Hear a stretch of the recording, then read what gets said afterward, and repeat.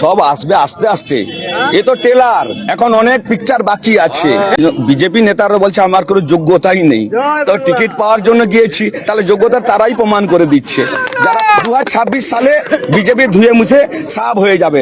এমন কি আমি বলছি আপনাদেরকে, আমার যেন যোগ্যতা না যদি থাকে, এই মুহূর্তে বিজেপির যত নেতা চন্দন মণ্ডলকে এমন কোনো অফার দেয়নি, টিকিটও দেবে বলেছে, তবু আমি বলছি বিজেপি দল আমি আর করব না, এবারে করব না।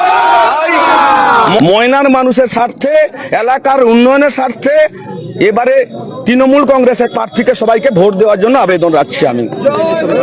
সব আসবে আস্তে আস্তে, এ তো টেলার, এখন অনেক পিকচার বাকি আছে। ধীরে ধীরে সব হবে, যোগদান পর্ব শুরু হবে, তখন নিশ্চয়ই সবাই আসবে।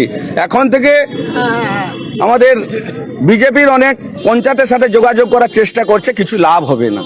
আমার সাথে সবাই আছে, সব সময়ে আস্তে আস্তে আসবে। মানুষ চন্দন মণ্ডলকে বিশ্বাস করে ভরসা করে, কিন্তু আমরা চাই ময়নার মানুষের উন্নয়ন, সে কাজে সব সময় আমার পিছনে লেগেছে বিজেপি নেতৃত্বরা।